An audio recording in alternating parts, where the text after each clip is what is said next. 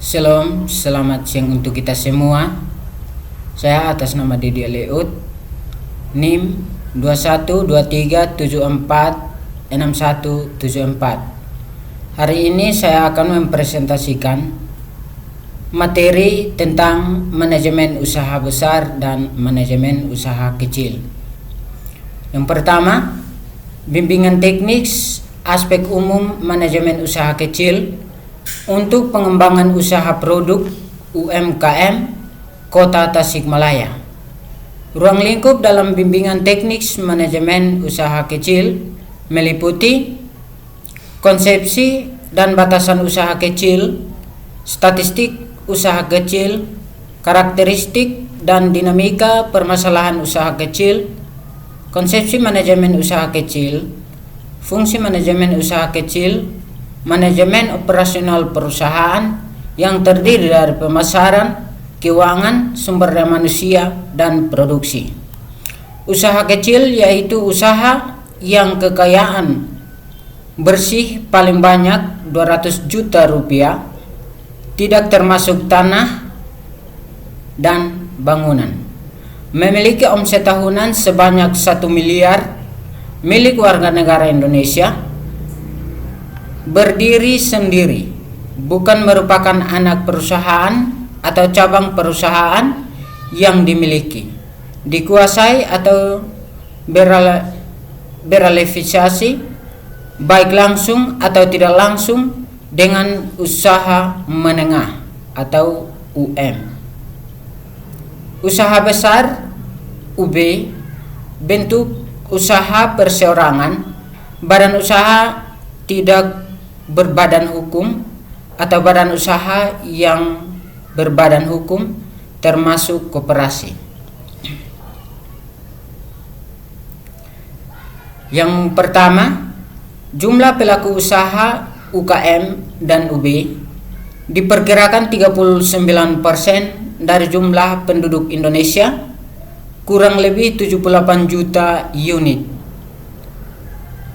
yaitu 99,8% didominasi oleh UKM. Yang kedua, menyerap tenaga kerja sekitar 98% dengan rincian: yang pertama, sektor pertanian 62,7%, yang kedua, sektor perdagangan 22,67%, yang ketiga, sektor industri 5,7%, yang keempat, sektor jasa 3,9%. Di sini kita lihat ada tabel penyerapan tenaga kerja dimulai dari volume usaha. Volume usaha di sini lebih besar dari 1 miliar.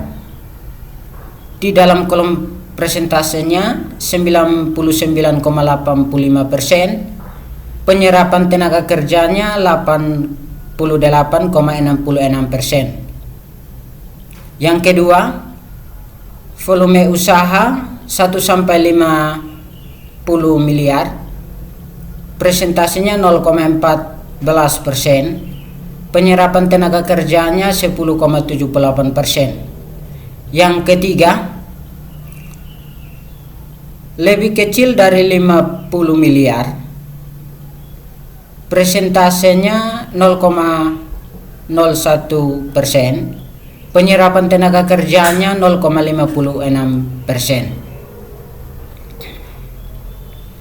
Ciri-ciri usaha kecil adalah: yang pertama, manajemen tergantung pada pribadi seseorang. Yang kedua, daerah operasinya bersifat lokal. Yang ketiga, permodalannya sangat tergantung pada sumber dana dalam bisnis itu sendiri. Ciri-ciri usaha kecil lainnya yaitu: yang pertama, masalah internal usaha kecil. Yang kedua, profil usaha kecil yang menghambat. Yang ketiga, manajemen bagi usaha kecil.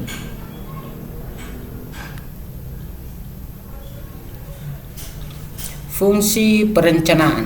Yang pertama, ketentuan dari perencanaan. Yang kedua, aktivitas penting dalam perencanaan. Yang ketiga, fungsi pengorganisasian. Yang keempat, fungsi pelaksanaan. Yang kelima, fungsi pengendalian.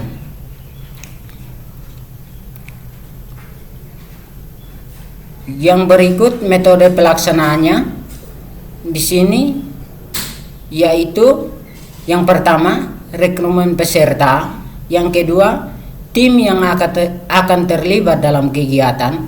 Yang ketiga, penyampaian materi. Yang ketiga, hasil dan pembahasan kegiatan bimbingan teknis pengembangan usaha produk UMKM di Jawa Barat, Kota Tasikmalaya, khususnya manajemen usaha kecil. Aspek umum meliputi materi sebagai berikut. Yang pertama, ruang lingkup yang meliputi konsepsi dan batasan usaha kecil, statistik usaha kecil, karakteristik dan dinamika permasalahan usaha kecil, konsepsi manajemen usaha kecil, fungsi dan manajemen usaha kecil, manajemen operasional usaha kecil yang terdiri dari produksi, pemasaran, keuangan, dan sumber daya manusia. Yang kedua, dari data di atas, yang kedua, apa itu usaha kecil? Yang ketiga, statistik dan peran strategis usaha kecil. Yang keempat, karakteristik dan permasalahan usaha kecil. Yang kelima, manajemen bagi usaha kecil.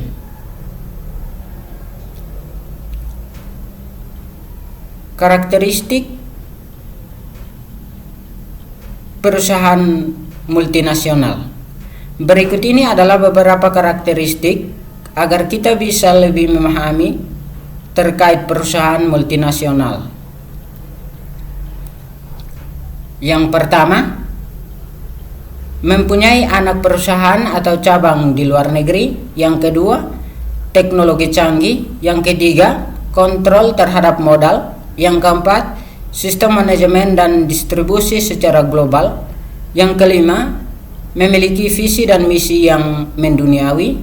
Yang keenam, multinasional, internationally owned enterprise. Yang ketujuh, multinational financial controlled enterprise. Yang berikut kelebihan perusahaan multinasional. Yang pertama, keuntungan adanya mata uang asing dengan adanya investasi dalam sektor ekspor. Yang kedua, mengurangi kegiatan persyaratan valuta asing untuk aktivitas impor di dalam sektor industri. Yang ketiga, memodernisasi setiap sektor lain.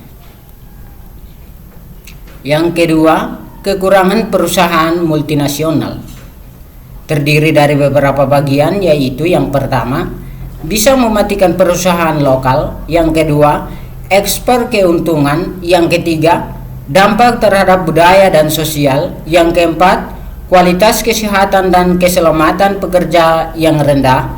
Yang kelima, dapat menyebabkan kerusakan lingkungan. Yang keenam, pekerjaan yang disediakan berketerampilan rendah. Sekian dan terima kasih. Salam untuk kita semua.